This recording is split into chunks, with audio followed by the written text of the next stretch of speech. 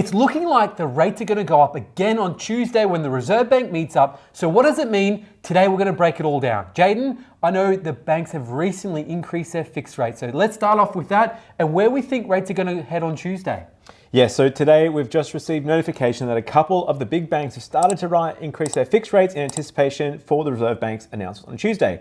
What we know is that earlier this week, a couple of the economists, including ANZ, have come out and said that they're now expecting the Reserve Bank to add 40 basis, so 0.40%, to the cash rate instead of 0.25.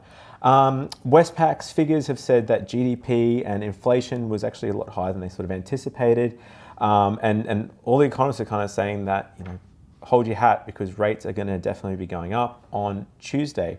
Now, as we've sort of gone through before, and I guess, if the cash rate sort of goes up, it means interest rates and repayments are going to increase on your loans.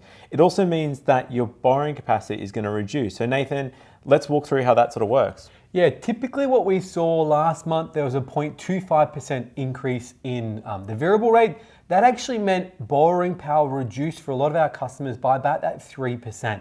Now, if we see on this Tuesday a 0.4% increase, that's actually going to mean your borrowing power is going to reduce even further. So that's something to keep in mind. The banks do an assessment based on the actual rate you're getting, and higher rates means lower borrowing power. So the only tip there you can definitely do is if potentially with a couple of the banks, if you get a pre-approval today, pre-rate rise and assessment rate rise, they'll potentially honor that for the next sort of 3 to 6 months. Depends on the bank, because some of them will actually only honor it if you buy a place for the exact dollar amount that you're pre-approved for. So if Nathan's pre-approved for 500,000 and finds a place for 490,000, they're not going to honor it. Other banks are cool. As long as you don't go above 500, anything below that, they'll honor the assessment rate and it won't affect your borrowing capacity. But if we switch over to my screen here, you can kind of see the difference that sort of increase is going to make to your payments. So potentially a 0.4 increase on a $500,000 loan is going to increase your payments by about $100 a month. So I guess, beyond the media hype, an extra $100 a month is not ideal, but it's not going to sort of completely break the bank. Fortunately, when the banks are doing your assessment, and I guess a couple of questions I had this week are like, is the market going to completely crash and just hit the skids when the rates do go up? If they go up to 1.5 or 2.5%, sort of what's that going to look like? The banks are calculating your assessment. In Nathan's case, we did the pre-approval at 500,000. They're calculating it at an assessment rate of 6.5 to 7%. So the bank's kind of already building in a bit of buffer there to kind of work out where that's sort of sitting. But yeah, like we sort of said earlier, the other thing that sort of happened today is a few of the banks have increased their fixed rates in anticipation with this. So with Combank earlier today, this was effective today, Friday, their 1-year fixed rates going up by 0.6%, 2-year by 0.6, 3-year by 0.8. So, they were doing sort of 1.99 a little while ago. Now it's 4.99. And ANZ is a similar thing. They've all kind of gone up quite a bit. Now, with these fixed rate increases, it sort of gives us an idea of where the banks are thinking the market's going to go. As we saw there in the short term, they had fixed rates at 2.99. That's now gone up to by 0.6%. So they're sort of thinking the variable rates are going to hover in that 3.5% and so on and so forth with longer term. So something to keep in mind. I mean, with all these rate changes, fixed rates are starting to become harder and harder to justify just because the margin between the fixed you're actually getting and the variable, we're looking at a 1.5% in some instances. I think everyone's situation is different. Like, it's definitely worth having a chat to your mortgage broker on this because, for some people, if you just want that stability, if you're super frightened about the rates going up and you just want to know my repayment's going to be this for the next 1, 2, 3 years, it completely makes sense. If you're happy to sort of ride it out and potentially take the good, the bad, it can make sense. But again, as a mortgage broker, we can help you out and review that because it's not as cut and dry as that, really.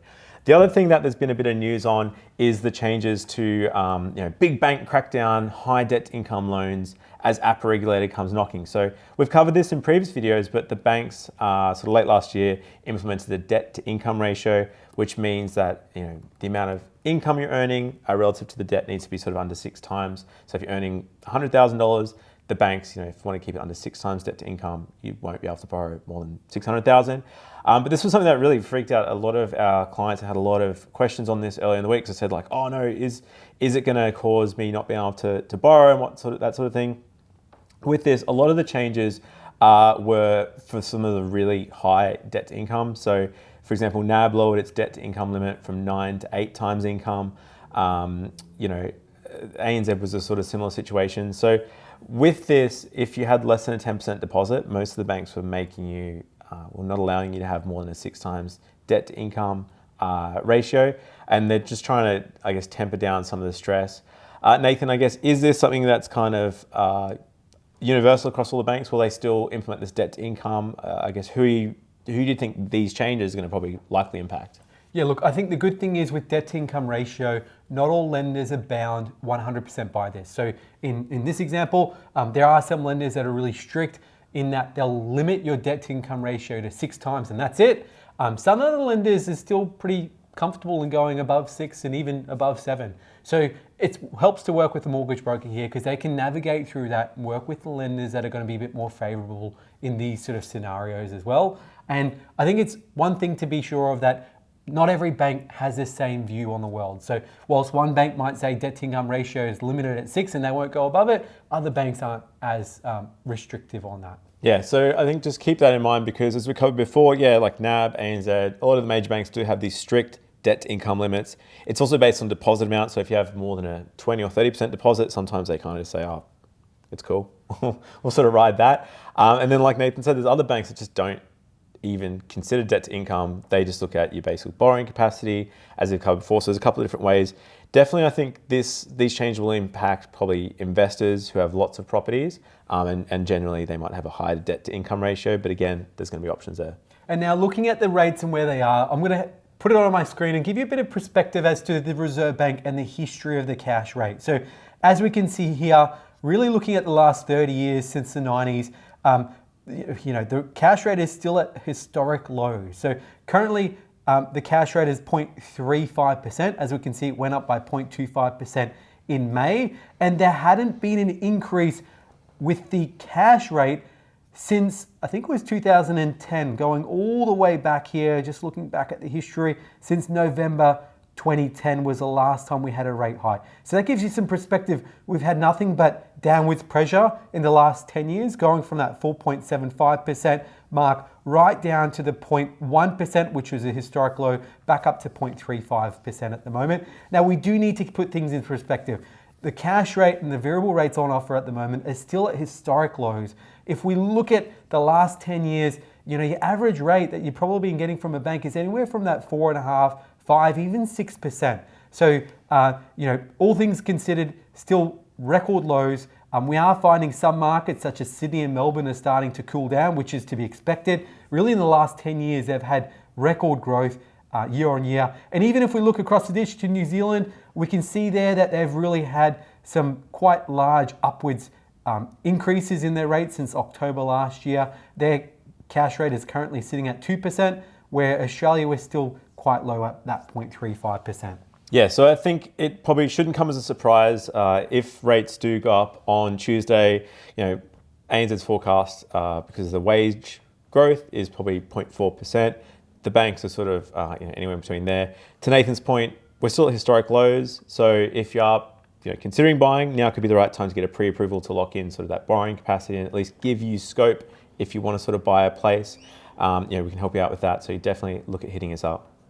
And the other thing also to keep in mind is from July 1 this year, we're finding that a lot of the government schemes are resetting. So if you're a first homeowner out there and thinking that you might be interested in looking at what's available for you, hit us up at huntergalloway.com.au. We're mortgage brokers. We help clients right across Australia. We're based in Brisbane, but not location specific. So if you're living in New South Wales, Victoria, Western Australia, we can help. Call us on 1300 080 065 or visit us at huntergalloway.com.au and we'll see you next time.